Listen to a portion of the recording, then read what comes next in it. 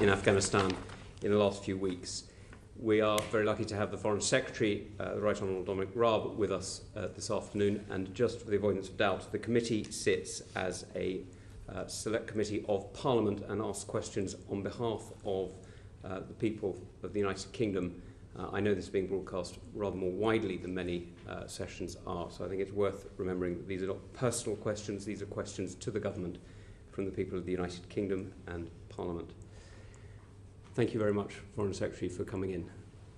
May I just start by asking, how many of your ministers are overseas at the moment? I don't have that precise detail, but we have a rota system in place, which means we're always ready, able, and willing to cover. So there's always ability to back cover. And do you have any in either Afghanistan or in the region around Afghanistan at the moment? So we're always very careful about signalling travel movements because of the security implications, but I can tell you I'm leaving after this committee to go to the region, and other ministers will of course be engaged in similar diplomatic endeavours, whether it's by phone or indeed by travel. And since just before the fall of Kabul on the 15th of August, how many contacts did you have with people like Mohreddin or Meredov or indeed Kamilov in the region? Well, just to give you a sense, as I think already been clear, but throughout August I've spoken with Foreign Minister Qureshi, for example. The Prime Minister spoke to Prime Minister Khan. Lord Ahmed was in Pakistan during June, opportunities for all of those conversations, and we obviously stay in regular touch via ambassadors. It's probably also worth, in terms of Pakistan and Afghanistan, explaining some context. From early 2019, we have been facilitating a private high-level channel between Afghanistan and Pakistan. It was led by the Chief of the Defence Staff, it was bolstered by senior officials in my department, and one of the reasons we set that up, and I wanted to continue it and indeed have it report directly to me, is to make sure we have more granular advice on the developments on the ground and a greater ability to influence it. I oversaw that directly. CDS reported to me, FCDO officials did as well, and obviously it's a supplementary means, but quite an important one given from the normal channels. I'm very happy to give you the outline of it here, but clearly we're quite careful about what we say more generally. But it does provide, I think, some context in 2020 and 2021 of the engagement. I wonder whether I could just take this opportunity, Mr. Chairman, to point out from the period mid-March to the 30th of August, I had over 40 meetings or telephone calls where Afghanistan was on the agenda. So that's broadly one at least every 4 days. That will vary from the NATO foreign ministers meetings, the G7 foreign ministers meeting where I put Afghanistan on the agenda, through to the bilateral contacts with the likes of Turkey, through to UN Special Envoy Jean Arnaud. Also bear in mind, I appreciate there's a lot of scrutiny about things like calls. This is taking place along with a range of other simmering issues which may or may not bubble up to crisis. Iraq, the situation there is very delicate. Iran, JCPOA negotiations, the dual national situation, tax on shipping, Yemen, Tigray, Somalia, Hong Kong, Belarus, Ukraine, coupled with COVID. So I just make the point very gently, if I may, that having a delegation and a division of labour between ministers, particularly my senior ministers of state, actually is an essential part of the work we do. Foreign Secretary, I agree with you absolutely. Therefore, may I ask very briefly, when was the last time a foreign minister went to Uzbekistan? Went to Uzbekistan? Yeah. I'm not sure, I'd have to check, but we've obviously been in a few countries. When was the last time a foreign minister went to Tajikistan? Again, I don't have the visit list, but I'm very happy if you give me your list to provide it. For example, on Uzbekistan, of course, given the need to ensure safe passage to third countries, Lord Ahmed has been in touch with the Uzbek Foreign Minister. I'm scheduled, I was supposed to speak to them today, but it's a national holiday. I'll speak to them tomorrow. So obviously we remain engaged. And if you would like to know the visits, very happy to come back to you. I'd be very grateful. It seems particularly relevant because Heiko Maas was recently in Uzbekistan arranging the evacuation of German people through Tashkent, and it seems to be a route that worked extremely effectively for Germany. Although they have just closed the border. Indeed, they have now, but the Germans got their people out first.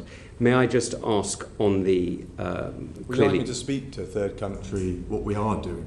I'm just about to come to that exact question, because you will also have had contact with, of course, our missions in these countries before the 15th of August in order to prepare for a likely fall of Kabul, or indeed a collapse of the regime. And I'd be very grateful for when you spoke, or whether you can remember speaking to people like Matthew Lawson or Hugh Philpott, for example. Well, all of our ambassadors would feed in their advice through centre, particularly by the time we'd set up the FCTO emergency response team. So actually, I wouldn't, I mean, it would depend on the issue. Obviously, I've been in regular contact with Sir Laurie Bristow, and I've had discussions with various different ambassadors who have joined meetings.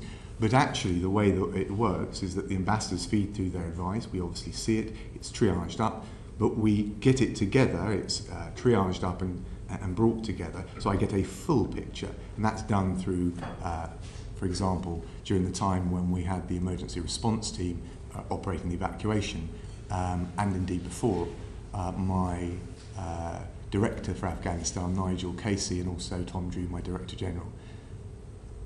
The reason I ask these questions is because in your media round yesterday, you said that it wasn't the responsibility of the Foreign Office for the errors in intelligence that have led us to this position. And I just wondered, I mean, clearly the Prime Minister is responsible for the Joint Intelligence Committee and the assessment it makes. Is that where the responsibility lies, with the Prime Minister? Well, actually, you'll recall that after the Chilcot inquiry in the Second Iraq War, the JIC was there to give an independent assessment of intelligence precisely to avoid politicisation. But ultimately, you have the JIC giving its assessment, and you then have the military and the diplomatic assessment that's layered on top of that. So it was a collective assessment through the JIC. It was a collective assessment through the JIC that you were referring to. It wasn't a particularly military assessment. Is that correct? Well, the JIC is there to provide the information, if you like, the raw intelligence is distilled down, and then that is backed up by the military assessment, for example, in things like intent, although, frankly, it's a cross-cutting issue. My point is this: the central assessment that we were operating to, and it was certainly backed up by both the JIC and the military, is that most likely the central proposition was that given the troop withdrawal by the end of August, you would see a steady deterioration from that point, and that it was unlikely Kabul would fall this year. That was the central assessment, and of course with all the usual caveats that you will be familiar with. That doesn't mean we didn't do contingency planning or game out or test the other propositions. And just to be clear, that's something that was widely shared, that view, amongst NATO allies. May I just come straight on to that? You clearly are responsible for overseeing two of our intelligence agencies. Did their intelligence differ, without revealing what it was, of course, did their intelligence differ from that assessment? I'm certainly not going to go into the details of raw intelligence. The whole point of the JIC is to distill and provide an objective, rounded assessment. And I think that's quite right. Okay. And I think they did their job, very professionally. So may I just ask, your principal risk report of the 22nd of July 2021 read on Afghanistan, peace talks are stalled and US-NATO withdrawal is resulting in rapid Taliban advances. This could lead to fall of cities, collapse of security forces, Taliban return to power, mass displacement and significant humanitarian need. The embassy may need to close if security deteriorates. This was on the 22nd of July. How did your actions change after that report? And sorry, the source of that? It's your principal risk report. Yeah, well, as I said, of course we are very mindful of that. So, as I said, if you look at high-risk embassies, from the point of view of the embassy safety, as opposed to the evacuation, I think those two things are important to distinguish. We have a standard evacuation process for high-risk embassies like Kabul. Obviously, that's reviewed and has to evolve and adapt to the conditions, which is why what you said is timely. Of course, we keep it under review. As I said, the central assessment remained until late that the deterioration would be incremental, and the planning for military withdrawal obviously began in April, but the contingency planning was also there for a more rapid deterioration, and you can see that in the run-up to the G7 summit in June. One of my focuses was, as we anticipated the potential shift from the embassy in the green zone to the airport and the Taipan area, was making sure that the so-called enablers, things like evacuation capacity, the medical capacity, the security at the airport was in place.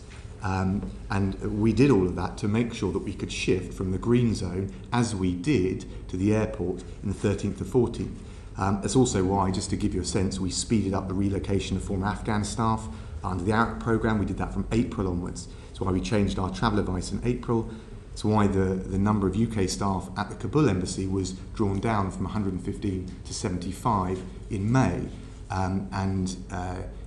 So whilst the central assessment was the one I described, doesn't mean we weren't doing contingency planning for all assessments. Can I then ask on the contingency plan very specifically, when did you last update the NEO for Afghanistan? When did we last update the non-combatant evacuation operation order for Afghanistan? I'd have to check that, but I can tell you that we started planning in June for the contingency of an evacuation, and therefore a full drawdown of the embassy, notwithstanding the central assessment still remained. And of course, the timing on all of this was very much synchronised with what our fellow NATO allies were doing. So as well as the domestic process, we were docking in and checking and sense checking with our NATO allies about how they saw things running. And as part of that, presumably you knew how many British citizens were roughly, or entitled people were roughly going to be requiring your services? I'm not sure that is true, because of the combination, particularly in Afghanistan, of not just documented passported nationals who maybe they're travelling, seeing friends, backpacking, whatever it may be, but also, and this was one of the great challenges, the incidence of large families, some of whom were documented mononationals, dual nationals perhaps, but nonetheless documented, others who had a less clear status, either because of their eligibility or because of the lack of documentation. So actually that's one of the reasons why it's been difficult to give a definitive account of the number. I understand that. In that case, may I ask, because your assessment of the number of people requiring evacuation went from about 5,000 to about 15,000 who were evacuated, could you tell me why you are confident of your numbers of those remaining in Afghanistan now? We're not confident with any precision at all, because for two reasons. No, we don't think that. We think that in terms of nationals, we're into the hundreds, possibly the mid to low hundreds. But again, it depends on eligibility, which of course is one of the things that has been a challenge. What I would say is we got broadly, let me check the numbers so I give you exactly the right figure. We got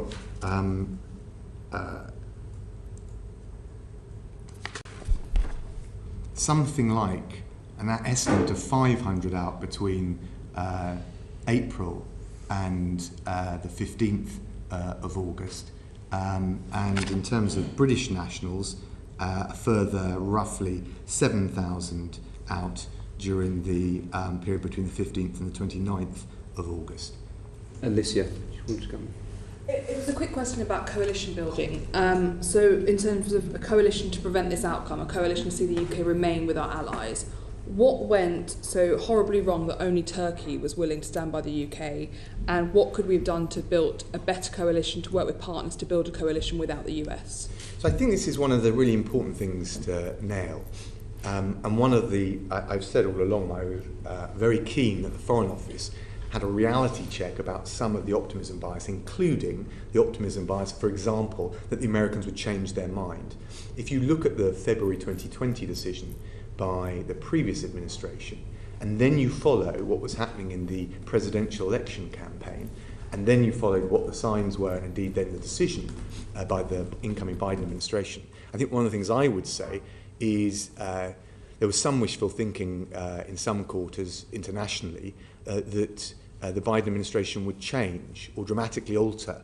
And I always thought that, and I think this is correct and accurate, and I discussed this with Karen Pierce, that the election campaign had baked in a broad, not exact consensus about some finality to this. Forgive me, I think with Biden, there was no question that he was going to leave. He's wanted to do that for 20 years. He's always been pushing Obama to leave. That has been Biden's sole purpose of foreign policy, to get out of Afghanistan. Why couldn't we convince Germany, France, Norway, any of our other allies, essentially, to form a new coalition on the ground, making up the numbers the Americans were going to take out? I think if you look at the military capacity proportionately that the US put in, and therefore the shortfall, I don't think there was any will or appetite. And again, don't get me wrong, Lisa, you're right, we checked it, the Defence Secretary's talked about this. It was very clear, come the NATO summit that I attended in the foreign ministers' meetings, that partners would stick to the maxim that NATO went in together, they would adapt the mission together as they did in 2014, and they would exit together. So if I'm honest with you, Alicia, I don't think there was any viable alternative coalition once the US decision had been taken. And again, I think there needed to be some reality about that in the public discourse, because it was clear to me there were not going to be anyone that could backfill for the capacity that the US provided, and the US were unlikely to shift the parameters beyond a few months, and that is exactly what happened. May I just follow that on immediately with, given that's the case and given that you foresaw this, why is it that the French evacuated everybody they had and who was dependent on them, and we were scrabbling around with a huge press of crowds at the airport, and sadly have left a lot of people behind? Well, I'm afraid the analogy I don't think runs. I don't think you're comparing like for like. But we got out over 15,000 in the last 2 weeks of August. And of course, if you look back to April, when we started to advise, we gave the travel advice that people should leave. We expedited the Arab. Set up and expedited the Arab programme. The reality was many Afghans, between those two periods, 2,500 I think broadly left, including Arab and British nationals. But the reality was, given the scale of numbers that we have and the size of our, the nature of our population, not just the size of it, there were lots of people who were taken by surprise by the scale and the pace of the Taliban advance, and therefore they only came relatively late on. So we were doing everything we could, and we got 2,500 out. But the lion's share, as you know, came with the surge for the door once it was evident that Kabul was likely to fall. Bob, you wanted to come on quickly? Foreign Secretary, just for clarity's sake, you said in the past couple of days that everyone was caught by surprise and that the intelligence was clearly wrong. Just in simple terms, why was that? Is it because we were being led by an over-optimistic assessment from the US? Is that a collective failure on the part of the UK? Was the information different from the military as opposed to the diplomatic channels? Why did we get it so badly wrong? I think there's a whole range of assumptions that, one, the optimism bias about what the US might or might not do. Two, I think around the intent of the Taliban. I always cautioned that I thought the Taliban were unlikely, once the US decision to withdraw was clear, to engage in particular meaningful dialogue around a more inclusive government and seize the opportunity to take control. That relates to intent. The much bigger question whether they had the capacity to back up that intent. And I think, in fairness, that is something which collectively, across allies, clearly the assessment that they would not be able to advance at that speed was not correct. And we'll need to look and assess about why that's the case. Can you go any further on that today as to why and where you think? And this is about learning for the future, not just about finding scapegoats, about where that failure came from. You talked about optimism bias. Were there other factors you think that are relevant? Well, I want to be respectful. I've tested. I've tested the assessments and the evidence, and as I said, partly because of the history of the Foreign Office being accused of being itself having an optimism bias, I wanted us to do the opposite. But ultimately, we have got a very rigorous process, and we'll have to look at how the assessments got wrong. I would offer one reflection, and it's no more than that. I think when you've been in a country like Afghanistan for 20 years, and all the blood, sweat and tears and toil, and all the sacrifice, and there'll be people around this committee who will know exactly what that means. I think there is a sense, a desire, an absolute determination to make it work, to make things better, and to believe that you can complete the task. I think there's a question at what point, and this goes back to 2001 right the way through, not an attempt to take responsibility off the last period in which this government's been in, but at what point do we really have clearly identified the military objectives, the means to achieve them, and a clear and coherent exit strategy.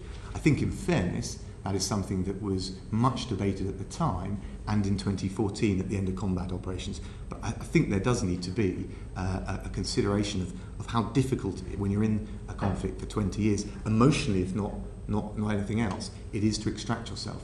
And because of that, despite the fact that you had plans, you were still caught slightly on the hop because of the intelligence failure, despite the best laid plans. Is that fair? Look, we always try and, I think as politicians, certainly as ministers, and I'm sure across Whitehall, we try and aim out for these things. But look, you asked me for reflection. Actually, I think we've got a very professional way of approaching these things, but when they're wrong, and we've seen economic forecasts that are wrong, this is obviously a different order of things, but you need to look at how you correct that. Comment about exit plans. What's the United States exit plan from South Korea?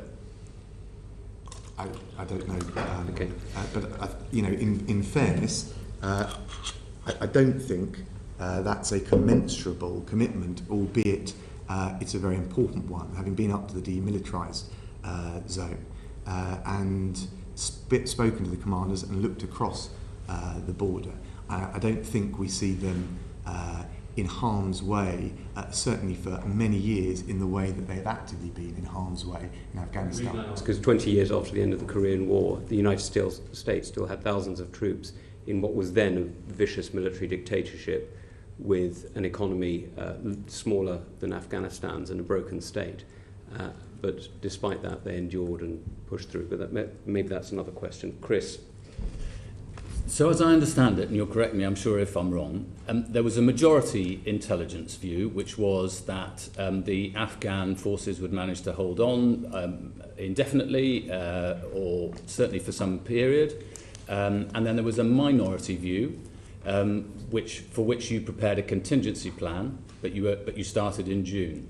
And most of your eggs were in the majority view basket, and you had a few eggs in the minority view, which was that you might have to have a contingency. Is that right? I wouldn't put it quite like that. It's not a question of the minority report. You have a central assessment, and you, of course, you have a worst case scenarios which you contingency plan for as well. I think that's quite right. The Prime Minister said in the House of Commons on the 18th of August, what is not true is to say that the UK government were unprepared or did not foresee this, i.e. the collapse of Kabul and the Afghan forces, because it was certainly part of our planning. And I suppose then the charge is that you just didn't put enough effort into the contingency planning, isn't it? No, I think he's rightly identifying that we had planned. Let me, again, we... This was your plan? This is what you planned? No, it's why we focused in the run-up to the June G7 summit about the potential shift from the green zone to the airport. It's why we speeded up the relocation of former Afghan staff under the ARAP programme from April onwards, relocating nearly 2,000 during that period. It's why we changed our travel advice in April. Well, let me just come to that. And it's why, sorry, just to complete the picture, it's why we reduced the number of UK staff at the Kabul embassy in May from 115 to 75. So, and that's the nature of catering with a risk-based assessment. You have a central proposition, but you're also mindful of dealing with the worst-case scenario, even if it's not regarded as likely. But let me just take you through some dates. The US had left the two main air bases in Kandahar and Bagram by the 2nd of July. On the 8th of July, several MPs in the House of Commons told the Prime Minister that the Taliban were likely to take large parts of the country. On the 14th of July, the Taliban had seized all the major border crossings into Tajikistan, Iran and Pakistan. On the 21st of July, the US said that the Taliban had seized half the country. But you only, changed the travel advice for British nationals going to Afghanistan on the 6th of August. No, it's not quite true. In April, we changed our travel advice to advise British nationals to consider leaving Afghanistan. We changed it again to make it even more stringent in August. We started in June, notwithstanding the central assessment, the contingency plans for a military-led evacuation, which is the big shift. And it's worth just saying that commercial flights were still running up until the 14th of August, even after we changed the travel advice on the 6th of August that you cited. On the 11th of August, the US said that the Taliban were likely to seize the whole country. It was just a question of how long it was going to take. Were you already on holiday? So, by the way, that is part of the central assessment that I described, that we thought that they would seize. There are basically a variety of scenarios between a Taliban takeover and civil war, but the most likely, the central assessment, was that it would be a Taliban consolidation of power, but that it would take place in the months following the evacuation, and that Kabul would not fall before the end of the year. You didn't answer the second part of my question. Were you already on holiday on the 11th of August? I've given a full statement on my holiday. I've said that I wouldn't have gone away with the benefit of hindsight, which is the luxury of commentating. When did you go on holiday? I'm not going to start, Chris, adding to, frankly, the fishing expedition beyond the facts that I've articulated in a fulsome statement and having answered questions continuously about that. I would just make the broader point. I'm sorry, Mr. Raab. The problem here is that, of course, it's perfectly legitimate for ministers to go on holiday. Everybody has that right. And I would argue it's an important part of people being fresh enough to be able to do their job properly. The difficulty for us is that the Prime Minister was on holiday, the Deputy Prime Minister, yourself, was on holiday, and as I understand it, the Permanent Under Secretary was on holiday, all three at the same time, when British nationals were at risk. Many people, thousands of people by your own estimation, who stood by us in a difficult time in Afghanistan were in peril of their lives, and there was still not a proper crisis centre up in place. Do you not see that it's important for British people to understand why you thought it was right to go on holiday? No, sorry, I'm afraid I don't agree with that analysis. Of course, I've been clear with the benefit of hindsight. I wouldn't have gone away at all. The charge in relation to officials, I think, is particularly unwarranted because we always make sure that we have the right cover in place. The Permanent Secretary did an excellent job, and quite right, given all of the IR, the SR, the merger, that he should take some leave. In terms of my own situation, I'll just say this. I'm travelling today. A modern Foreign Secretary has to have the ability, given those wider range of issues that will constantly bubble up, possibly to crisis point, to be able to act, work from abroad. I engaged in all of the COBRA meetings. I engaged and directed the emergency response team directly, and I was engaged with international partners. So the truth is, Chris, judge us by the results, because between the 15th of August and the end of August, we delivered over 15,000 people out of the country, which I think is certainly the most challenging evacuation of its kind in living memory.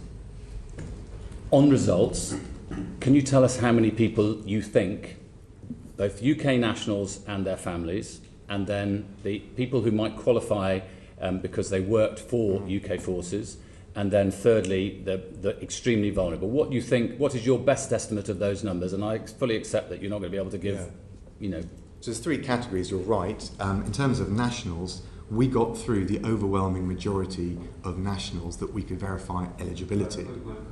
Numbers. Sorry, well, I've given you the number that we... No, but you also answered the we question. got You said you weren't confident of the numbers, so I'm just wondering. So I'm not confident in the numbers remaining, but we think that they would be in the low hundreds. Why? What do you mean by low hundreds? Do you mean 110 sort of area, or do you mean 200, 300, 400? They will be in the low hundreds, but I'm very reticent about giving a firm figure precisely because we don't know. One of the But low 100 sounds that it could be 400, or it could be 105, 110, 115. And if I could give you any more precision, Chris, I would. But let me Somewhere between 100 and 500. So let me explain why. UK nationals. So let me explain why it's difficult. Because we got most of the, if not all of the mono-nationals who were documented, who wanted to leave out, and we're left with some, it has to be said, a significant proportion applying who could not establish their nationality, but also a category of more complex cases, particularly with significant wider families, where one or other may have documented nationality or can demonstrate it, others and the concentric circles of immediacy of their dependents couldn't, and that's why it's difficult. In relation to Arab, I think the MOD have, and the Defence Secretary have put an assessment out. And then you asked about the third category, the more vulnerable. So you accept that number? I think their number they're giving is between 150 and 250? The MOD? Yes. Well, look, I defer to the Defence Secretary on the Arab. This is a major problem, it seems to me, about the whole way the government's approached this, which is that you've had three separate channels. Every MP has had individuals coming to their constituency surgeries or ringing them up or emailing them, desperate about family members in Afghanistan, some of them UK nationals, some of them who might qualify under Arab, and some of them who might qualify under the sort of special cases, very vulnerable people system. But nobody knows, why is there no triage system? Why have three different departments where you can't even speak on behalf of the MOD on how many people under Arab are still outstanding? There's two different things. The Arab programme was set up by the MOD and the Home Office. It's right that they confirm those figures. You're right to refer to three different categories of case. We have, one of the reasons the FCDO was criticised the emergency centre was precisely because we were seeking to triage the three types of case. The reason there's three types of case is there's three grounds for eligibility to come to this country. One is you're a British national. That requires evidence of something very... Will you shake... No, I agree. I agree. And for that matter, sorry, but for that matter, lots of families might have somebody in all three categories, which is why a single system would surely be far more effective. Well, no, because the criteria, the threshold, and the evidence for what counts as nationality is very different from the Arab scheme and the criteria that we work through and is a risk-based set of criteria for those that have worked for us and shown loyalty to us. And the third category is essentially based on international law and is, again, a vulnerability, an asylum-related set of criteria. Those are all three different thresholds. Can you not see why that might seem, to the people who are experiencing it, like the left hand not knowing what the right hand is doing, and departmentalise us writ large, Can I just push and back people on being that? treated as numbers rather than humans? I think we would be remiss if we weren't prioritising, and this is a form of prioritising according to the three categories that matter most. British nationals, of course we must do everything for them and their dependents. Secondly, those that worked for us, and we need to have a definition of that. And thirdly, because we've announced that we will be taking under the resettlement scheme 5,000 this year, leading up to a total of 20,000.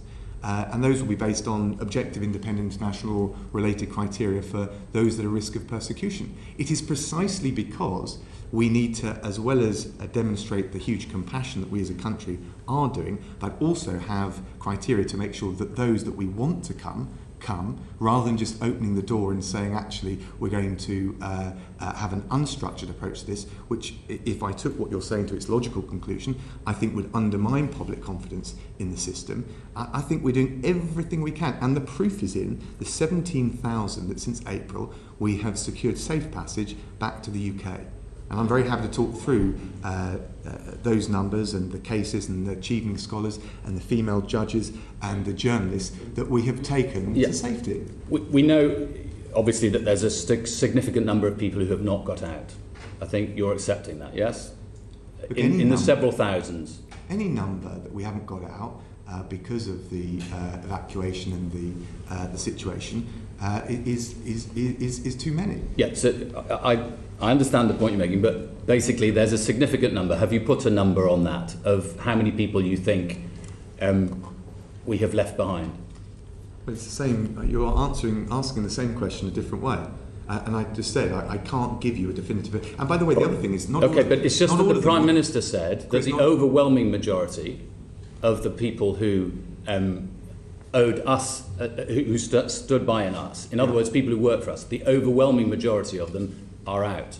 Yeah. But if you're not confident of the numbers, how can the Prime Minister possibly know whether the overwhelming majority are out or not? I'm not confident with precision to be able to give you a set number, but I am confident that the Prime Minister is right that we've got the overwhelming number out. Okay. What our focus on is now is how, given the facts on the ground, we get as many people to safety in a structured way and in a way that doesn't put them at risk. Okay. And I think one of the reasons that lots of MPs are troubled by this is because we had Nigel Adams before us last year, when we had to evacuate an awful lot of people because of COVID from all sorts of different places around the world. And it just feels as if the Foreign Office hasn't learnt anything from that. Can I address that square on? Yeah. I looked very carefully, and I take this committee very seriously. And your July 2020 report from the repatriation effort on COVID, we took very seriously. By the way, the consular team did an incredible job during the COVID crisis getting people back home. And we worked night and day. We learned a lot on things like the call centre. We learned a lot on the scalability. Your committee, Chris and Mr. Chairman, made a number of points about the ability to scale up quickly, for example.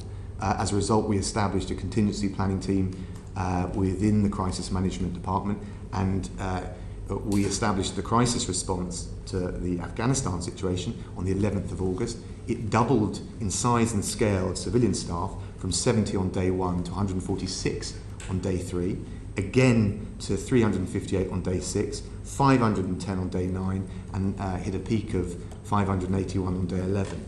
You also talked about... That's all in the UK, yes? Say again? Those staff are all in the UK. That's the crisis response team.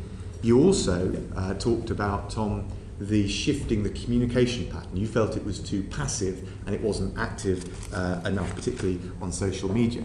So as a result of that, we put in place the structures to provide more proactive advice, including outsourcing to a call handling provider for immediate support for our contact centre. We had a team of 45 consular staff from around the SCDO network deployed to take calls alongside our contact centre. We had an extra 35 staff from the HMRC. The other one that I thought was important, you said there was an over-reliance on commercial flights. By the way, I personally think you're wrong about that in relation to COVID. I think it was right to try and get the huge number we did back on commercial flights to free up the spaces on the charters. But in any event, even if I disagreed, I looked at your recommendations very carefully. So as a result, we now have a contract with CTM and are using it for our charter flights, or did use it for our charter flights, and that allowed us to get planes arranged quickly, departing within 2 days of the beginning of operations. So feel free to criticise, but first of all, we did learn the lessons from the point at which you spoke to Nigel, and we did take the recommendations of this committee very seriously. I mean, I've just got one more question, which is the Prime Minister's... Well, I texted you with more details of another case today, a British national who's in Afghanistan, and I'm not going to go into the individual issues. I know he's spoken very passionately on television about what a desperate situation he's in, and every MP will have had cases like this. We've all been running around trying to find different means of getting people out, including lots of people on this committee. And we are grateful to you personally and to everybody in the Foreign Office and who's been involved in all of this. But what we're now really anxious about is the people who are left. And the Prime Minister said that he was going to move heaven and earth to get them out. What advice would you be giving to people now, for instance, members of the Hazara community who are effectively facing a genocide self-declared by the Taliban in Afghanistan, to individuals who work for us who are still stuck there, British nationals who are still stuck there. What's the advice? Go to the border?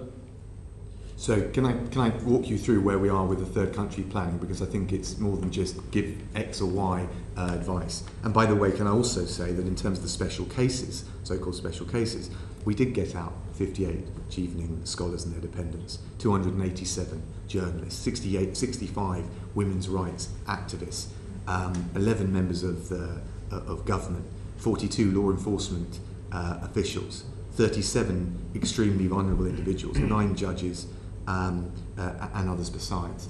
In terms of the third country planning, there are a number of stages. First, we need to be able to secure safe passage out of Afghanistan, at least until that point at which Kabul airport is up and running, at which case things will change materially. We have sought and secured direct assurances that we can do that for our nationals and indeed the people that work for us. And you will have noticed that we led the way with France and the US to secure a UN Security Council resolution requiring it. Now, of course, that broadens the international community's leverage on the Taliban to try and exercise pressure. So that's the first thing. Secondly, we've identified the countries most likely to be the port of call or destination for those leaving. There's a whole range of them, and between myself and Lord Ahmed, we've spoken to all of the foreign ministers to be clear that they will be, in the right circumstances, allowed through. Third, we focused on the documents required to allow people to cross that border into the third country, whether it's a note of avowal or some other means of our ambassador or high commissioner informing the border authorities, this individual we will take. Then I've just sent out, they'll arrive in the next 36 hours, a rapid deployment team of 15 people who will service those areas where we expect people will head for. That will include Pakistan, Uzbekistan, Tajikistan, and others. Fifth, we've obviously got to look very carefully at the security checks in relation to that, and I'm working that through the Home Secretary and the Home Office in real time. We've spoken last night and this morning as well on it. I'm going to the regime tonight and to test the accessibility of these arrangements. And of course, as you mentioned, Heiko Maas has been to Uzbekistan, but we've got to keep those borders open. But I think part of that is giving those third countries arrangements that they can feel confident in, and perhaps support as well. And then finally, just to say, on Monday, the G7, Turkey, Qatar, the NATO Secretary General had a meeting, of course, which I joined, about this importance of keeping airports open for third countries and this issue of safe passage. So both in terms of the granular arrangements we're making, but also the international concerted action that's in place. In terms of the answer to your question, what we will get to you through travel advice and otherwise is the signposting so that you can give that advice, and it will be directly there for individuals from all of those different countries, including the one you mentioned. Now, just very briefly, I know you're going to go to the region. Clearly, this isn't the time to be making best friends. It would be great to have them earlier. Is this your first trip to Pakistan? I've been to Pakistan before. As Foreign Secretary? But no, not as Foreign Secretary. The truth is, I was hoping to go, but COVID has inhibited travel for quite a while, as you'll understand. Indeed. Neil, forgive me, Alicia, you want to come in very briefly? And then... Just a very quick one. You mentioned there were 500... to clarify, but of course, as I mentioned, Lord Ahmed was there in June, saw Prime Minister Khan, saw Foreign Minister Qureshi. Foreign Secretary, you mentioned there were 510 Foreign Office staffers in the UK. How many were on the ground? Because the issue was not planes, it was processing. The Baron Hotel was an extremely vulnerable point before the terror attack. I had families outside 36 hours, 48 hours, an unconscious baby for 2 hours who only got into Baron Hotel because friends helped me get the military outside the compound to drag that family in and get that girl on the saline drip. How many staff do we have on the ground, and why wasn't processing quicker? Because that was the hold-up.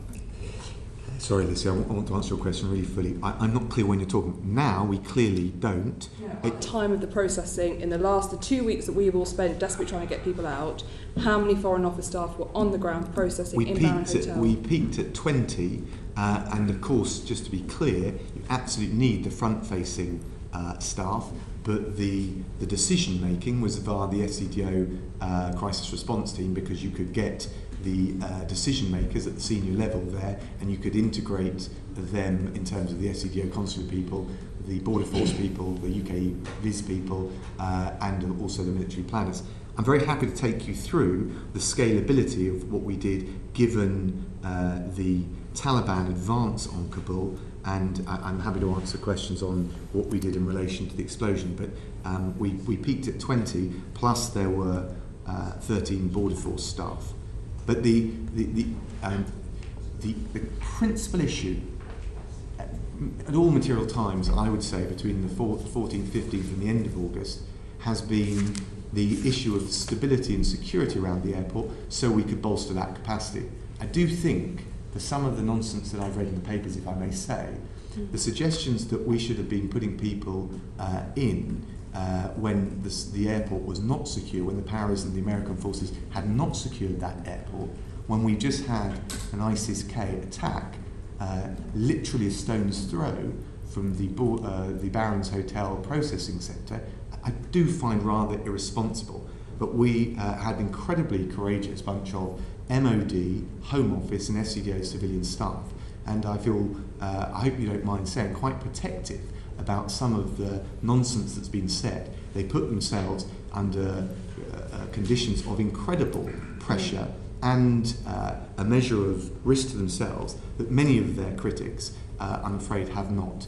I can speak for the whole committee and say that the gratitude that we have for the civilians and soldiers who served our country with enormous dignity and courage in Afghanistan is not something that this committee would run away from. We are, on the contrary, hugely proud of them and extremely grateful for their service. I was also talking, Tom, about the civilian staff. I said civilian staff as well. Forgive me, I didn't say that. So on that point, so I was a member of the Rapid Deployment Team at the Foreign Office. You are trained specifically to do NEOs. You are trained to be in the most vulnerable, collapsing crisis. My question is, we didn't send out RDT teams until the 17th of August, is that correct? Let me walk you through the details of that. The decision to withdraw SCDO staff on the 13th was on the 13th of August. Of course, the ambassador remained. By the way... Was he instructed to remain, or did he choose to remain? No, there's no question of telling him to do something that he was not able to do. I, of course, talked it through with him in a professional way. No one has been more courageous, with the exception of the forces on the ground, than Laurie Bristow in terms of the civilian presence. By the way, the decision was based on a military assessment of risk. To be absolutely clear about this, the decision to take some of our, the lion's share, frankly, of our crisis response team on the ground, the civilian element, to Dubai, was based on a military assessment of risk. And indeed, civilian personnel from the MOD left on the same flight. The ambassador remained. The SCDO staff were only taken to Dubai so we could get back, as they did on the 17th of August. When we went back in, just to be clear, and I'm not pointing fingers, but the border force staff didn't arrive until later that week, but that's because we were all operating to the same assessment of military risk on the ground, and as Tom, you all know, I think it is right when there's a risk to life or limb to defer to that. But if the RDT team deployed on the 17th of August, why was it not considered safe for them to go before that point? Because you constantly have a full RDT team on deployment ready to go within an hour's notice at all times. So we got them back in on the 17th, so that there was a 4-day period. And the truth is, the Paras and the US forces had not arrived in full and secured that airport until then. And we got them back in on the ground on the 17th. They were bolstered again to a peak of 20 plus 13 border force staff. In addition, we had a further RDT of 7 in Dubai. And as we've already gone through, over 200 staff at the SCDO Crisis Centre working 24/7 to coordinate the response. If the question, Alicia, is were they somehow reticent? No, there's no question that they were reticent at all. And there was the only logistical issue, or not the only, there are lots of logistical issues. The principal logistical issue was the safety of that airport, for them to be able to do the job. And indeed, as you know, in the processing centre, you're asking people to come forward And the processing centre, as you have seen from the footage around the terrorist attack, was outside the airport. So on top of securing the airport, we also needed to know that the processing centre at Barons Court was safe. I cannot put people into harm's way at risk of losing their life. We do it with soldiers, and their heroism is rightly lauded, but with civilian staff, we have to take the assessment of military risk on the ground, and that is what quite professionally we did. But I think that's the crux of the question. We all agree it was vulnerable. The whole point is therefore getting Afghans and British nationals into Baron Hotel at speed, which is what wasn't happening. That was the issue. That's where the risk set. But it wasn't safe.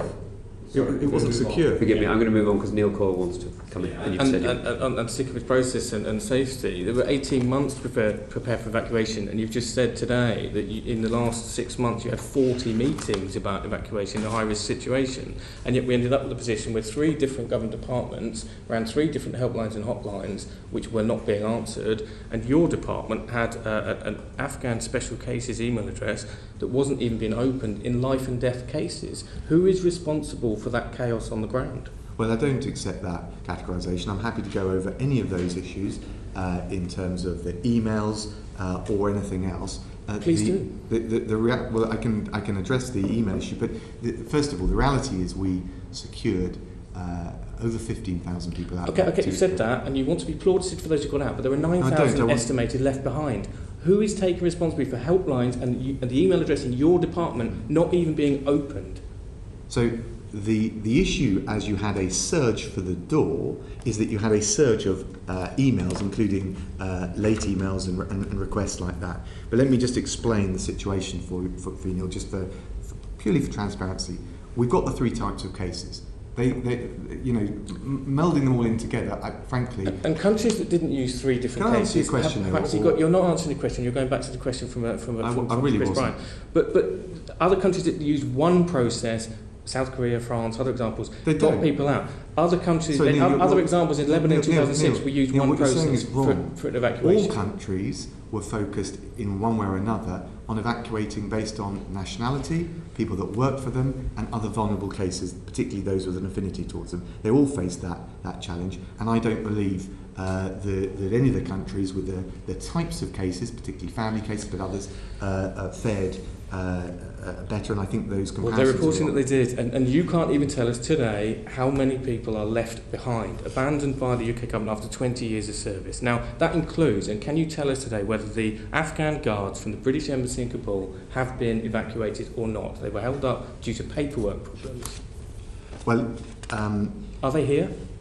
We wanted to get some of those embassy guards are they here? Through, but the buses arranged to collect them, to take them to the airport, weren't given permission to enter.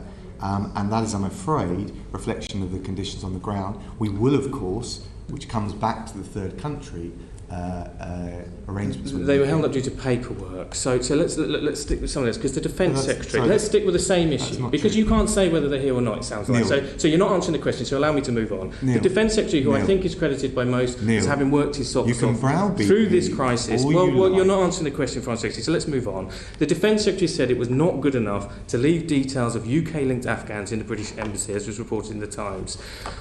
Do you agree with that assessment? And who is taking responsibility for that security and safety risk for those nationals? So let me talk you through this is the documentation. The first thing to say in relation to the situation is, of course, it is regrettable. It reflects, I think it's fair to say, the pressure on the ground. We had a 5-day scheduled approach for closure of the embassy, and it got brought forward because of the situation on the ground. I have nonetheless asked for a full review as to what happened to make sure we can learn the lessons. But just to be clear, it was the Times that broke this story or revealed this story. They shared the names with us. We moved rapidly to evacuate the 3 families from Kabul within 24 hours, and all of those whose names the Times passed to us and who worked for us are now in the UK. So that's good, but they should never have been at risk. So the General, the Lord Dannatt, has said, as former Chief of Staff, that you were asleep at the helm. So can I just ask, Do you owe those Afghan nationals and those British troops who were flown into a more dangerous situation late an apology for the circumstances that they have faced? I think we owe them every effort to get those out that we did, over 17,000 since April, and now to focus on the new reality in Afghanistan with the arrangements that we're working on at speed, which is why I'm going to the region shortly, with our international partners, which is what I've been doing all week, to get those that remain out as swiftly, as safely, and as responsibly as possible. No apology has been heard. So can I ask, do you owe the Prime Minister an apology? Because I believe you promised that the portrait of Her Majesty would not be left in the British Embassy. So what went so badly wrong? And is our Queen and our country less safe as a result of the Taliban takeover? This is the first, I have to say, that I've heard reported that the portrait of the Queen was left in the embassy. My understanding was that that was destroyed. Are you saying that it wasn't? Photographs and Talibs with the portrait of the Queen. Right. Well, we had a very clear. In fact, I talked through with the team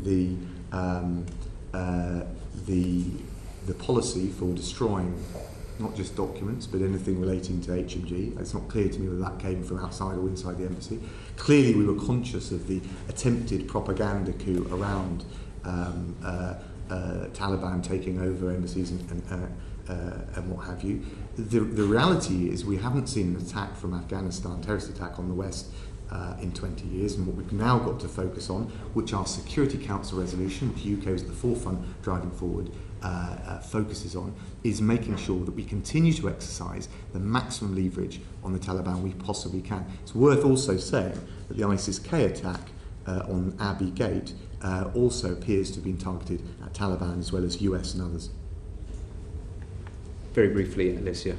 Under what circumstances will the UK be recognised the Taliban, and what sort of recognition do you foresee? And as part of that, what is your assessment of the relationship between the Taliban, the faction we're dealing with, and Al-Qaeda? Well, first of all, we do not recognise governments generally, but I think it's also important not to confer any legitimacy on the Taliban. At the same time, we do need to be able to send clear and direct signals.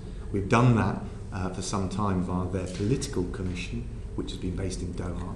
We now have Simon Gass, the Prime Minister's special envoy in the region, to ensure that we can do that. And we want to have as much continuity in our diplomatic presence as possible. We want to be in a position, when the safety and the security allows, to have a continuity of diplomatic presence in Afghanistan. But clearly that's not possible right now. And your last question was? Al-Qaeda and their relationship with the faction of the Taliban, who seem to be in negotiations with... Well, I think there are all sorts of tensions within the Taliban, and even more acute factionalism between them and the groups. And as I mentioned before, ISIS-K appears to have been targeting the Taliban as well as others at the Abbey Gate. And so I think, first of all, the Taliban has been clear. It's made these assurances publicly. It will not give succour or haven to terrorist groups. The UN Security Council resolution backed that up. It's important because although it was only acquiesced in by China and Russia, it is the beginning of the contours of a new set of parameters which will exercise greater pressure and hopefully maximum moderating leverage on the Taliban. But look, these are early days, and we need to set credible and realistic tests for the Taliban and engage with them on the basis of whether or not they follow through. Sorry, even as the UN is debating that, we've had credible reports of biometric data left behind in Afghanistan being used to target and murder former NDS staff. So forgive me if I'm doubtful as to the level of leverage that we may end up being able to achieve. I know you shared doubts as well, so I won't go any further. Stuart, you wanted to come in, and then I'll go to Graham. Thank you, Chair, and thanks, Foreign Secretary, for your time this afternoon. Have you been to Afghanistan as Foreign Secretary previously? No. No. Your own actions and leadership have come under intense scrutiny. I don't want to go into all the holiday stuff, but I do want to understand how your own actions correspond with the advance of the Taliban across the country, who you spoke to, when you spoke to them. So if we could go back to August 6th, when Zaranj, the capital of the Nimruz province, fell, who did you speak to then? Well, look, I'm very happy. I've got a whole call sheet here. But The reality was, in terms of, to give you the clear approach I was taking, that at all of these points, the most critical thing was to be engaged with our allies, NATO, G7, regional allies, to try and assess and influence what was going on the ground and to plan accordingly. So as that happened on the ground, who did you talk to that day? I would have to get back to you on the specific dates and... why don't you... We'll do a mop-up in the usual way. So if I was to go through right now all of the various days where more and more of the country has fallen to Taliban rule right now, you wouldn't be able to tell me who you talked to on what date, because your own actions have come under intense scrutiny up to the point of calls for resignation and accusations of being missing in action. And I think it's really important that we understand that as the situation got worse and worse and worse, what the Foreign Secretary was doing and who he was talking to, beyond vague, and I don't doubt you were talking to people, but beyond vague lines such as talking to G7 partners, NATO partners, and all the rest of it, because you have a very specific allegation laid to you that even after the fall of Kabul, you hadn't even talked to the UK ambassadors in the surrounding countries for 5 days. Is that correct? But look, so first of all, when did you talk to the? Sorry, when did you talk to the British ambassadors? You're making a bunch countries? of assertions. Let me give you. As I said before, the advice from the ambassadors, and they will often attend the calls or the meetings we have internally with the Foreign Office Crisis Centre, is distilled down so we have a single, complete, holistic view. I was engaged with the SEDO crisis response team, including the Director and the Director General, on the COBRA meetings, including, of course, with Laurie.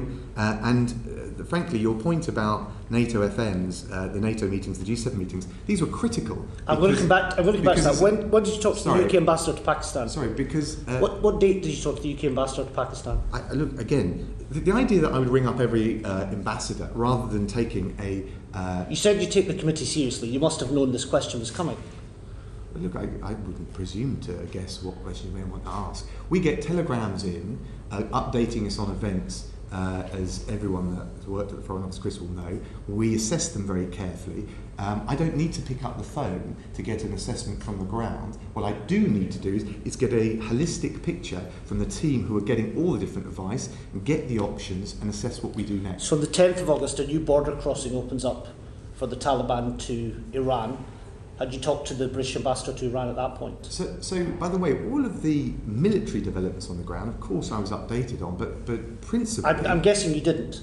Was the accusation that you hadn't spoken to ambassadors who serve under you as Foreign Secretary for a long time, as the situation got worse and worse and worse? You hadn't spoken to Her Majesty's government's representatives in those neighbouring capitals? No, that's nonsense, because I'm... So tell me when you talked to them.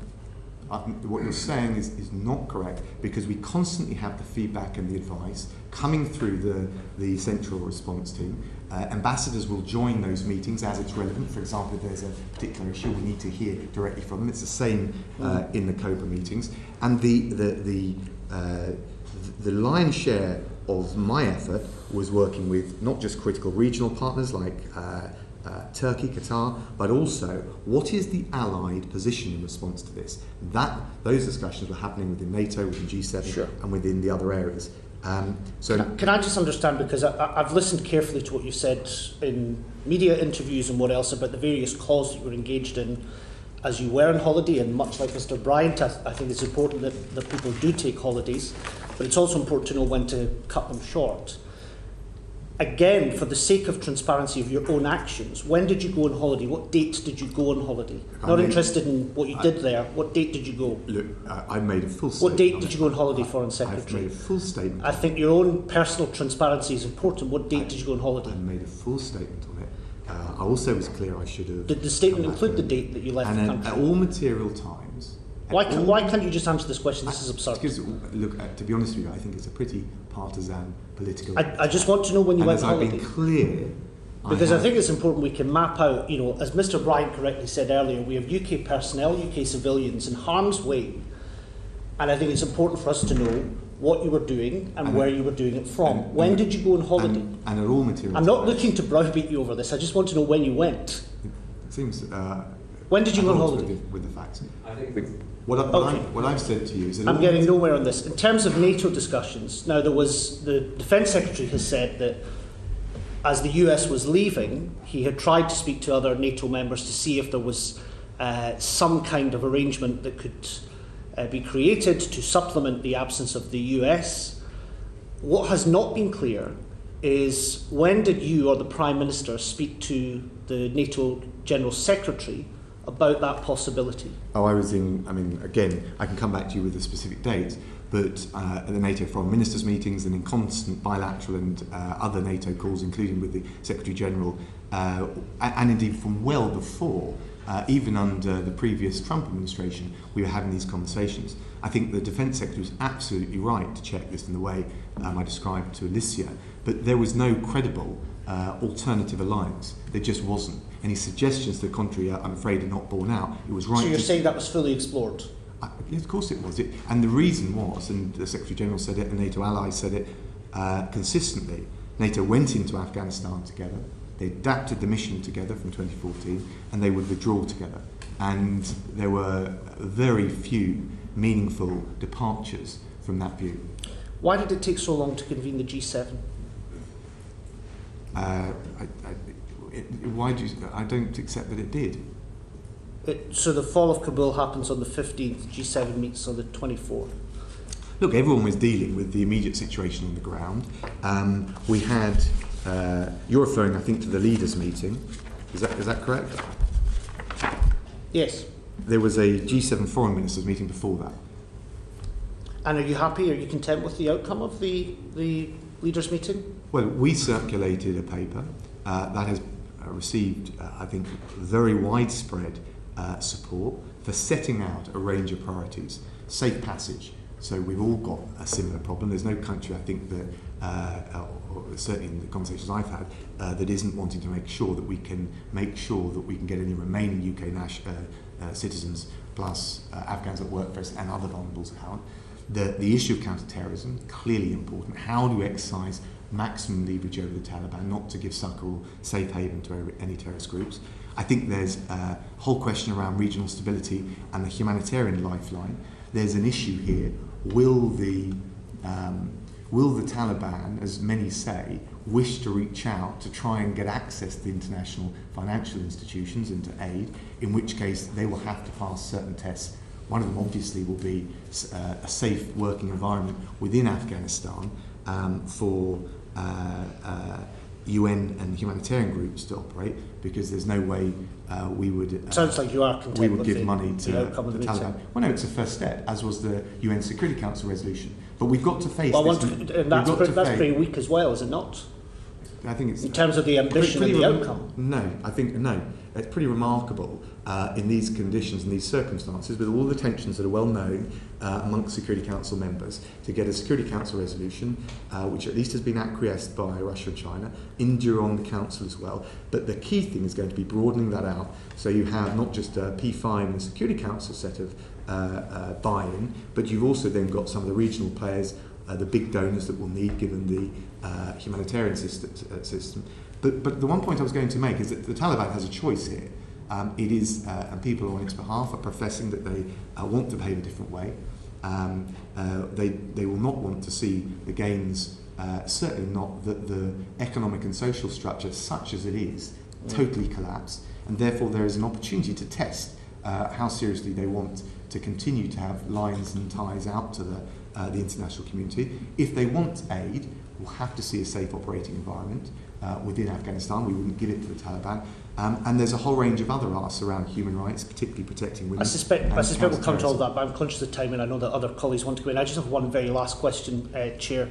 In terms of your own leadership and your own actions up until this point, did you ever at any point consider or offer to resign? No, I considered getting on with the job of what has been a Herculean task of getting 17,000 people out, and now focusing on getting out the remaining people that we want to see out via third countries, and helping to forge internationally, which the Prime Minister's leading on, I believe, I'm confident, on all of those priorities that I've mentioned. Okay. Graham, forgive me. Thank you. We're in different political parties, Foreign Secretary. I've no doubt that you want to do the best for the people who need to get out of Afghanistan. I've no doubt about that at all. But on the surface, this looks like a failure of planning on a grand scale.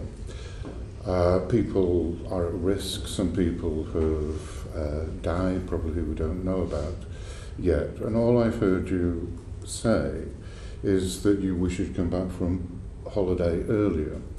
Are there any other regrets that you have? Anything you wish that in policy terms or you yourself had done differently to be more effective in rescuing and saving people? Well, first of all, and that's not all I said. I had said with the benefit of hindsight I would have come back, but I've also talked through what we achieved, not just for British nationals, not just for the Afghans that work for us, but for the judges, the women's rights defenders, the journalists. I've also talked through the next phase and how we need to reinforce all those efforts to get people out of our third countries whilst Kabul airport is not operational. We'll always continue to learn. I mean, I've read through 3 examples where post the COVID repatriation effort, you and your committee made a series of response recommendations, and we embraced them. You know, I came to this committee readily when the chair suggested that they wanted to hold the meeting today. I would suggest, it was originally scheduled for an hour and I need to leave, but I would suggest, given the questions, we go on for another half an hour. And I hope that demonstrates to the committee how I take the scrutiny very seriously. And also, I think it is a part of ensuring that my department and myself can be as on our game as possible. But can I just say, I think there have been a little bit of breezing over some of the operational challenges given the rapid fall beyond expectation of Kabul, and what that really meant on the ground, what it meant for Afghans, whether they were willing to get to the airport, whether we could get our nationals to the airport, not just because of the logistical obstacles, but because of fear and the anxiety.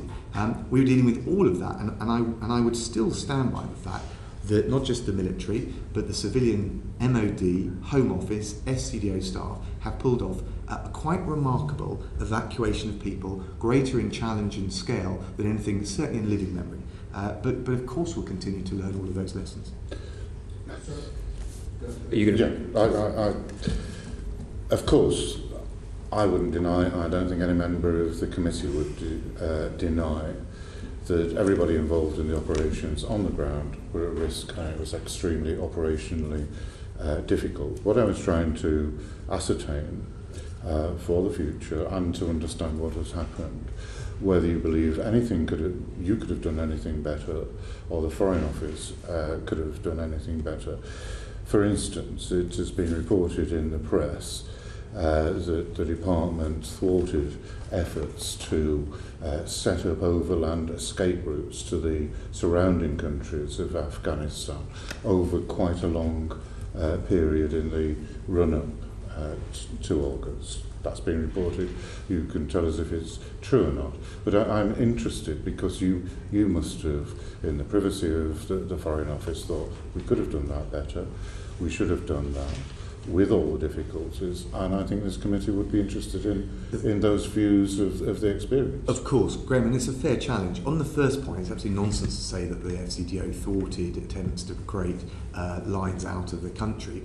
The reality is, of course, a lot of those third countries are very apprehensive, and what they need to know is that we're going to support them by having a workable system to get our nationals out. Otherwise, you see what happens has happened with Uzbekistan, which is the border goes up. In terms of my own position, in fairness, I haven't had a lot of time to sit back and muse and mull, but of course I'm always open to learning lessons from the future. I think we need to get beyond the stage of the crisis that we were at with the evacuation and draw in all of that experience and look at it with a calm and sober reflection. But of course I will do that. I think any responsible minister, frankly anyone in any other walk of life will do that. We're going to be looking at various things in the round. Are you content that the shift patterns, the rotas, the effort that was put in the UK, not just in Afghanistan, but in the crisis centre in the UK, matched the requirement of the operation?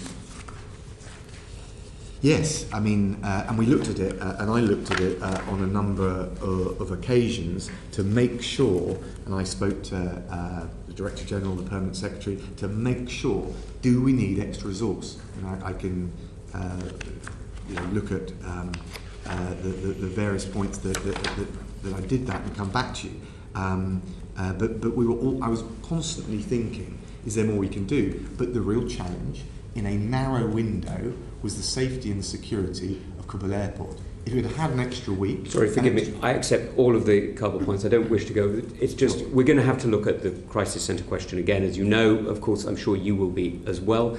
And I'm just asking right now, are you content that you were doing the 24/7 shift 7 days a week in London that were being done in Kabul? Are there any areas of the rota that you would say needed to be augmented with people working weekends? All this sort of, I'm sure you'll already be thinking about it.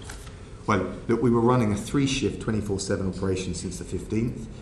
We had partners across government embedded into the structure, including 7 from the Home Office and the Border Force, 6 from HM Passport Office, 100 from MOD.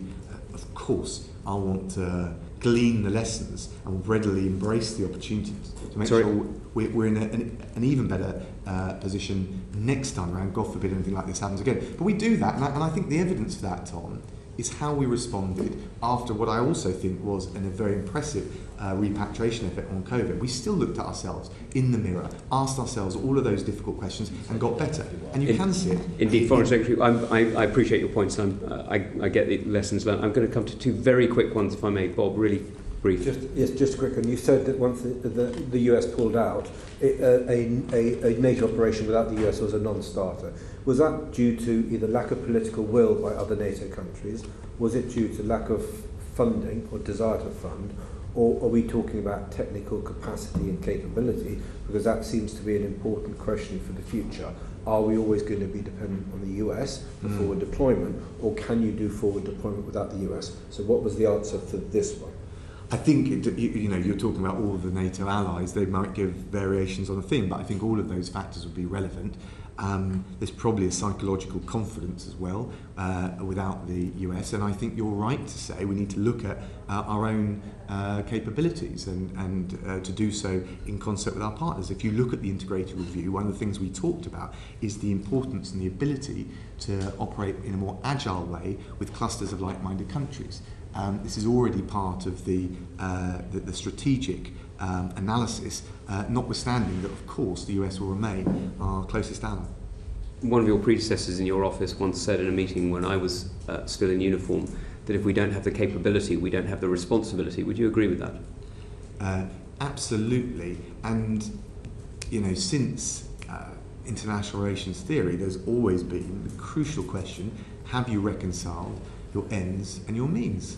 I think that is clearly from 2001 right the way through over 20 years a question. I'm not saying that the last 2 years that's on our watch. We take responsibility for it, that's why I'm here. I do think there are questions about what was the mission, how it adapted, have we at every stage reconciled our means with our ends, and what the exit looked like in a realistic and credible way. But that is a much more strategic and I suspect historic question, as well as all of the lessons we're learning now. Thank you. Sorry, very brief one from Stuart, and then I'm going to Royston audience. Foreign Secretary, can I just take you back to the point you made about the cover and the rotas that you just mentioned a second ago? My understanding is all military leave was cancelled on the 23rd of July. Did you initiate a similar process for the Foreign Office? No, what I did was make sure that we had cover, a decent rota system, because you didn't know for how long this would endure. Of course, we were pressing for an extension of the window, in which case you need to make sure with an emergency response team, and indeed your team in theatre, that you're able to resource those properly, but also make sure that you can rotate them. Otherwise, you've got a much greater risk of mistakes happening. I think many would think that if all military leave was cancelled on the 23rd of July, it was a bad idea for yourself, the Prime Minister, and several other officials in the FCDO, the Home Office and the MOD to take breaks at that time. But I'll leave it at that. We'll move on. Royston. Thank you, Chairman. I think we'll try and move on a bit. We've spoken to NGOs and others that have been on the ground in Afghanistan looking after communities for a longer period of time than we've been deployed. And of course, they'll be worried about what comes next. Foreign Secretary, you said that you would use sanctions, aid and access to the international monetary financial system in order to put pressure on the Taliban. How do you propose to do that? And do you think that will have an impact on the Afghan people? Clearly, we've got to try and be discerning between the pressure we seek to rightly apply, the levers we've got at our disposal on the Taliban, whilst not exacerbating the situation for ordinary Afghans. But there are some things, so for example, we of course want to get the humanitarian aid to those who need it most. I think there's going to be an interesting question about what kind of support we can provide for neighbouring countries. We've got a track record of doing that, for example, with the Rohingya refugees that went into other countries. So what aid can we do to support that? I think we do need to talk seriously with the Taliban. I think it's one of the early tests. Will they allow a permissive environment for UN and humanitarian agencies to act? If so, of course, we've doubled our aid to 286 million for Afghanistan for this year. We've got allocated 30 million for regional partners. We want to make sure the aid gets to those that need it most. I also think there's a strategic piece, again in the integrated review we talk about this, about the regional stability that we need, which will be dependent on the fragility of the situation, not in Afghanistan, not ending up with wholesale collapse. What we need to do is set some early tests for the Taliban. I'm realistic, as I think others have said about the Taliban, but they did at least show in the context of the evacuation from the airport that they could communicate a message and undertaking, and broadly, with some exceptions on the ground of roadblocks, follow through on it. It's important then to set further tests and judge them by their ability to behave in a reasonable and constructive way, and that will be critical for the humanitarian lifeline. So, I mean, it was a military coalition of several countries. Will this be a coalition of how we use aid and how we allow the Taliban access to the World Bank and the rest, or is it going to be something the UK will do unilaterally? And if necessary, will we, and do we have the capacity to do that? Well, we believe in playing a leading role. That's why we've announced the resettlement scheme. It's why we've done what we've done to double ODA to £286 million this year. But crucially, Britain can't deal with the humanitarian situation, certainly not the refugee crisis alone. So what you hope to do is lead by example and then galvanise others. And that's why the G7 has been important. That's why the G7 with the Qataris, Turkey, the NATO Secretary General was important. That's why we had circulated the G7 paper, which is articulating these things, because we do need a security-mindful response, but also a humanitarian response. I think, but it will be stepping stones towards this because of the tensions between many of the regional partners, that we need a contact group, an international contact group. There's been contact groups before in the context of Yugoslavia and other countries. And what you need is to get the membership there, the key regional players that are influential in the Taliban, I think the key Western, but also the Gulf countries, which will provide support, will not want to see Afghanistan disintegrate. And that is the way, again, as I say, to deal with the problem, but also exercise that maximum moderating influence on the Taliban. So if the answer to your question, will the group of countries required to fix the situation now be different in its constellation than the NATO alliance before, almost undoubtedly it will need to bring in a wider group of actors. And just looking at the US pulling out in the way that they did, and you know, we could talk about that all day long about whether we thought that was the right thing to do. Do you see those as being instrumental in whatever we decide going forward by way of using these levers to get the Taliban to behave in the way that we would like? And in the event that they don't, do we see any external others, like Russia or China, making that more difficult for us? You know, we could all be throwing our aid around, but who's going to get the best bang for the buck? And I don't mean looking after people, that's a given, but I mean whether or not we invest in a government, which is what the Taliban are, that we disagree with and don't do things the way we want them to. Well, we will not recognise the Taliban. I believe the US and most of the like-minded G7 countries, if not all, have said the same. But what we will do is test them and judge them by how they respond. I think we'll need, as I said, a much broader caucus of countries involved in trying to resolve this. The United States is going to remain engaged and responsible for what happens next, and of course we want to work very closely with them. Thank you, Chairman. Neil, very quickly. On that specifically, just talk about close to the US and describe them as our closest ally, but they didn't talk to you about the closing of Bagram Airport, and they refused a British request for an extension in Kabul. And in March, the government was talking about an alternative alliance to extend time, if needed, for the evacuation. Instead, 9,000 were left behind because no alliance was formed. So why is global Britain so isolated compared to the Great Britain under Margaret Thatcher or Tony Blair? Well, Neil, I don't think we were alone in trying to see what flexibility there was to extend the window with it didn't happen. And with the United States. No, but the UK was not alone in pressing those issues. The reality is, for all the sort of hyperbole you're deploying, what we've got to do is face the new reality. As I said, I thought there was too much wishful thinking about the consensus in US politics across the aisles about what was actually they're going to do. The debate around forever wars, I thought was quite clear, and where it was going to end up and how much was going to change under a new administration. And we need to be mindful of that because the consensus in the US has shifted on that, and that reflects a broad political and, I guess, underpinning that, the public view of those conflicts. But that doesn't mean that's a reflection, frankly, on the politics in the US. We still believe in being an open, outward-looking internationalist country. I know the US does as well. I think there's a much bigger question around effectively nation building in such inhospitable climates. I'm not saying we shouldn't want and promote liberal democracy and values around the world. I think we should. But again, it comes back, Tom, to the point about reconciling ends with means.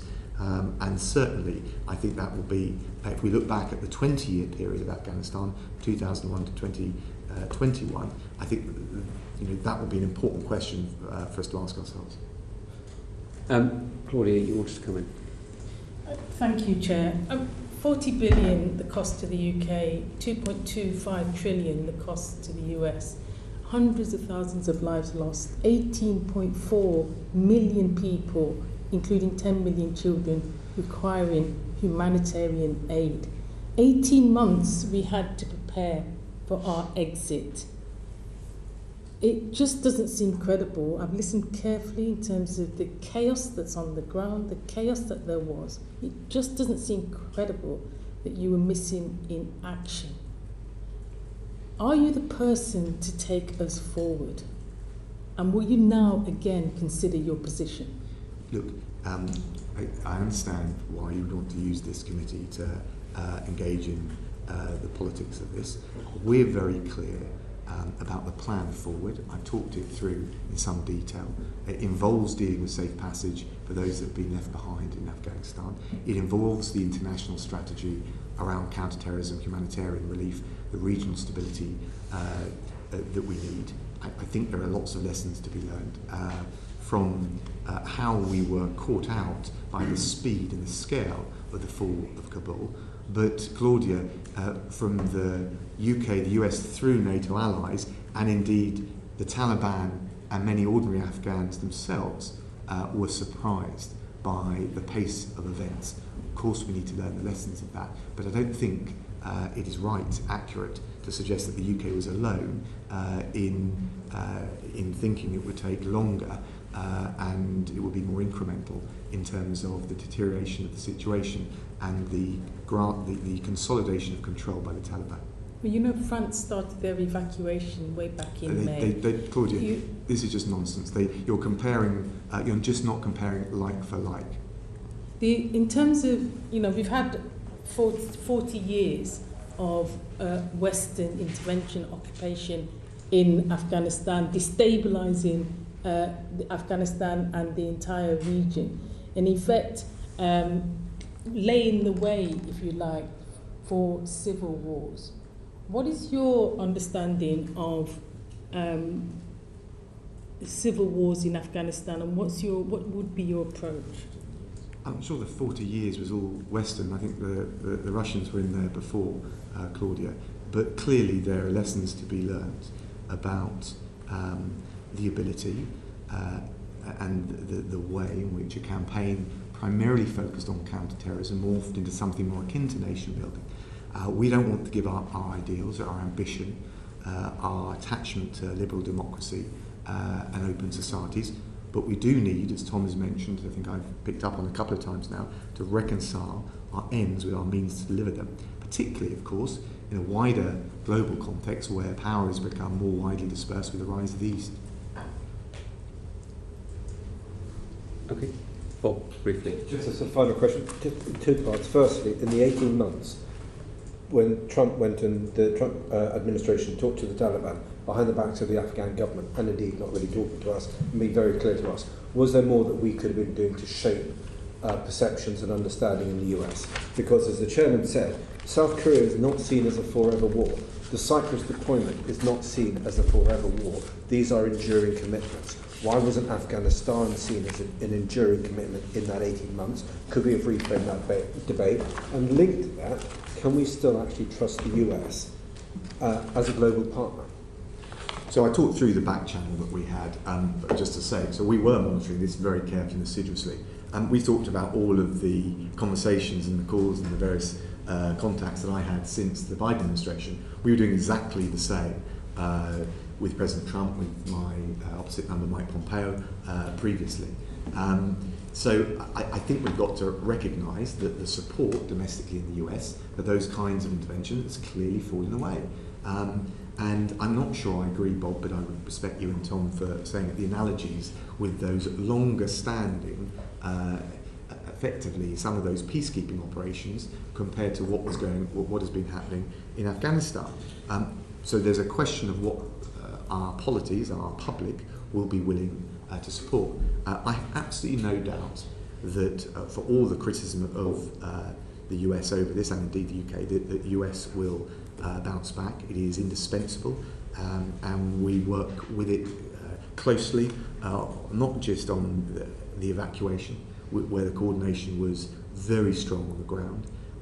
I spoke to Tony Blinken right the way through regularly, bilaterally as well as on the NATO and the G7 calls, and we'll learn the lessons together. But as we've set out in the IR,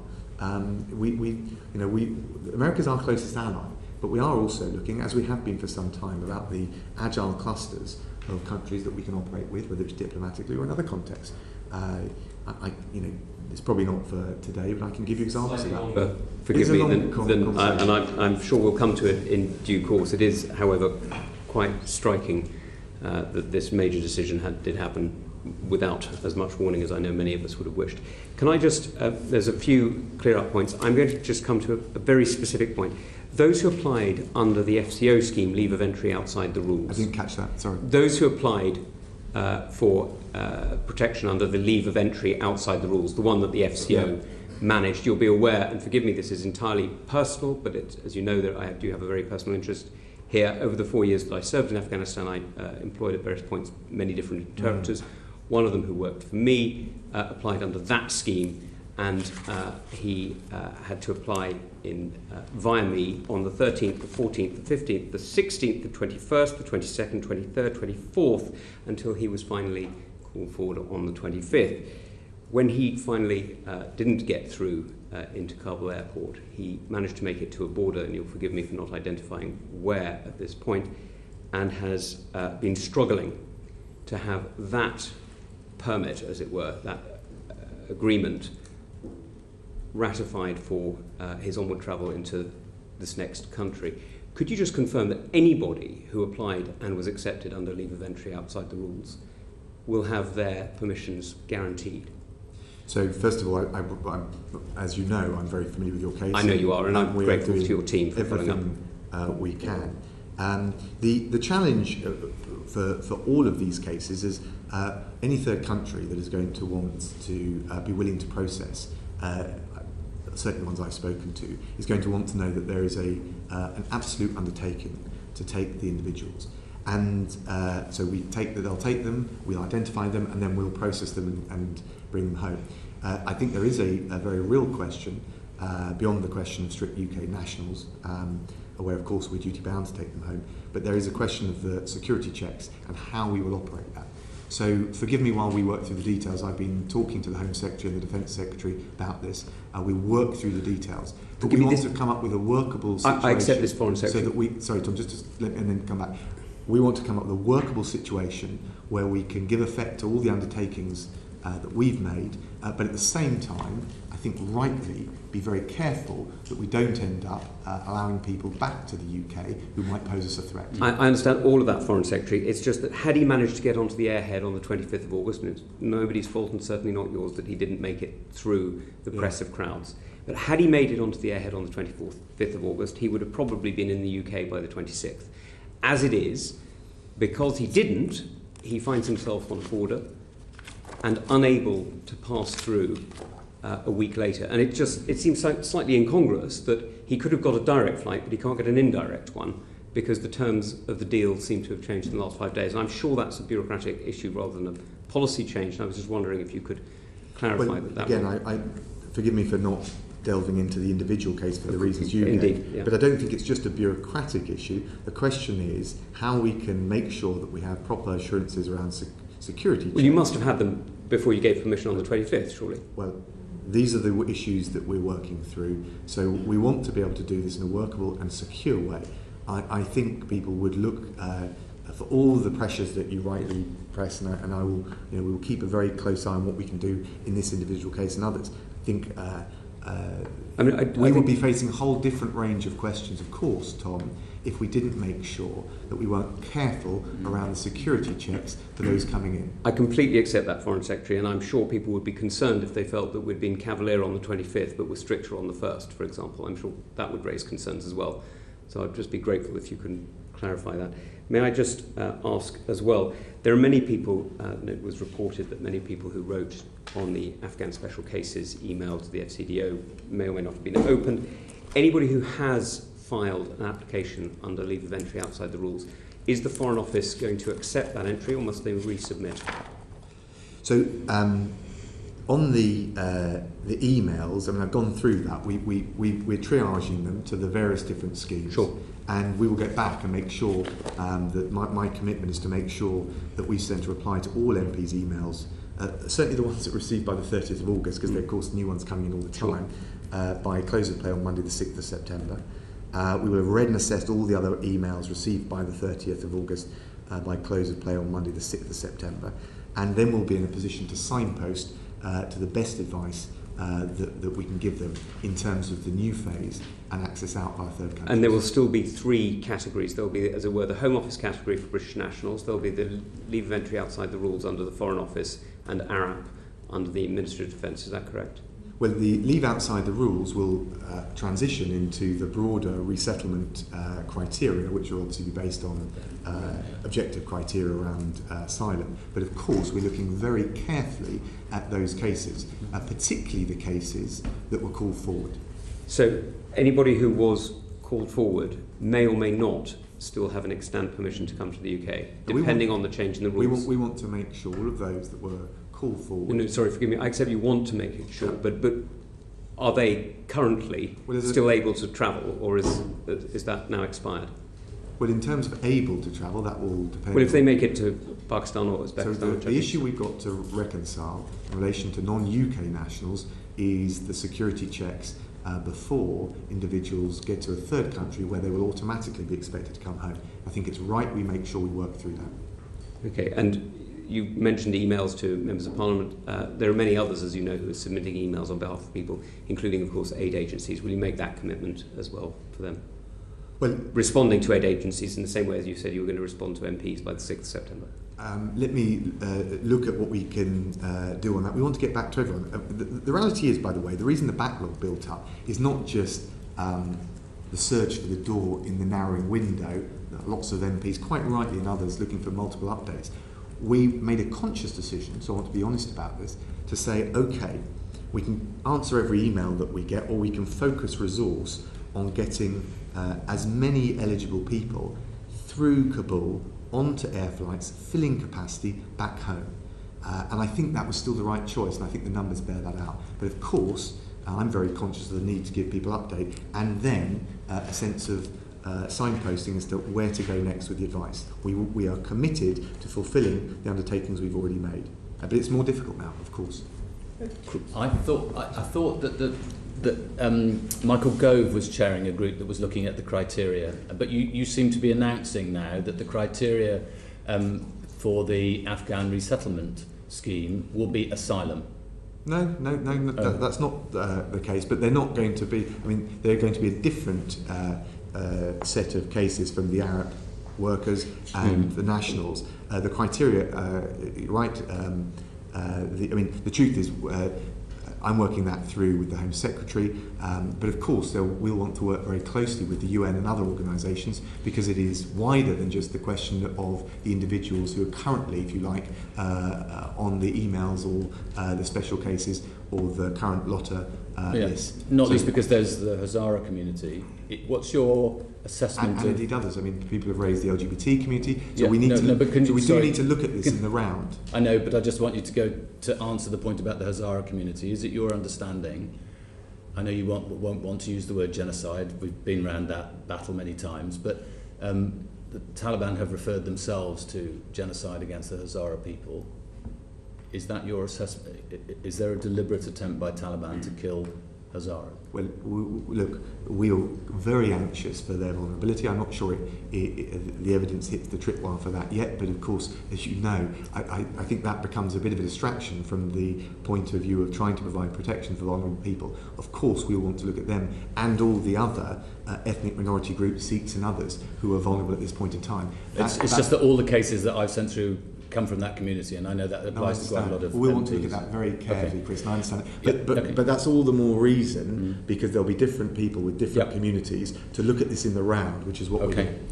Can I just challenge you on this question about phone numbers that haven't worked? Because the number that MPs were given, you rang it rang for ages and ages and ages, nobody answered it, and then eventually it said, please send an email to the following. When you sent an email to that email address, it bounced back with a thing saying, please ring this telephone number. Can I just challenge that? Because I knew that this would be asked, and I went and got the data, and I could tell you what the data is. Between the 16th of August and the 26th, the average waiting time to pick up a call on the MP hotline was under a minute. For the same period for the public lines, it was a range of between 40 seconds and 3 minutes 49 seconds. So if someone had a bad experience... You said that in the chamber, I know, and I would ask you just to push back to officials on that, because I'm not... Every MP I know has had the same experience of not being able to get a telephone... Well, that's why I've checked the data, Chris. So I came equipped to give you the answer to your question and to do it very transparently. All right, let me do another one. Swift one. I think you'll have seen the Newsnight report about embassy staff telling people to go to the Abbey Gate on the very day of the ISIS-K attack, when the military advice was not to go. We changed our travel advice for Afghanistan just after 10 p.m. on Wednesday, the 25th of August. That was the night before the attack. At the same time, we stopped asking British nationals and Afghan nationals, whether they were Arab or Lotta, to come to the airport. The military worked very hard to secure the area. And we also shifted the civilian team from the Abbey Gate, the Barons Hotel processing centre, through to the airport to protect them. So we took all of those mitigating measures, and obviously in close consultation with the US. I saw that report from Newsnight about the email saying go to Abbey Gate. I need to investigate it. But the general advice, as opposed to individual advice, and if there was a lag, we need to look at that. But you will investigate, and you'll come back to us on that. Absolutely. I mean, I understand in a chaotic circumstance it can be very difficult. Can I just put one final thing to you, which is you referred to what it's like working in the and how ambassadors report back, and it all gets melded into one advice. Can I just suggest to you that sometimes there is a danger in the Foreign Office of groupthink? I know you're aware of this because you've often referred to it yourself, and I just wonder whether sometimes you wouldn't have been better advised over the last few months to pick up the phone to the person on the ground more often. Well, let me answer that. So first of all, we don't just mould it into some homogeneous product. We have ambassadors on those meetings virtually, testing it. I do it all the time. I've done it over the last 48 hours. Equally, we've got to use effective use of time and resource, given that, and I come back to the point I made earlier, Afghanistan is the issue that has clearly caught us unawares in terms of the pace and the scale of the Taliban grip of control, imposition of control. But there are a whole range of other issues that we're dealing with. I know, but if you don't learn from this situation about how to challenge and get better intelligence and information back, we'll do it again, and we'll capitulate again, and we will drag the British honour through the mud again. Chris, two things. One, no one in the FCDO thinks I don't challenge official advice rigorously. I do. If anything, I get accused of, of being over inquisitorial. But I do think it's important. And indeed, the Foreign Office as an institution was testing, and we did across government. That's not to say there aren't lessons to be learned, but you've also got to look the sort of caricature of critique against me is that I'm either lazy and delegating too much, or a control freak. The truth is, you need to exercise grip, but you also need to be willing to delegate. If you don't do that, you will never take decisions, and you will also never engage with the international interlocutors whom we need to influence. I take your point. We're going to move on very, very briefly. Claudia, then Alicia, and then we're... Just very briefly, Chair, just on the issue of charities and humanitarian aid. I just wondered what humanitarian aid and charity organisations are you aware of on the ground, or your office is aware of on the ground, in terms of engaging with them? I spoke to Jean Arnaud, who's the UN Secretary General's Special Envoy for Afghanistan. Clearly the situation for most is very precarious indeed, if they can still operate at all. So we're worried about that.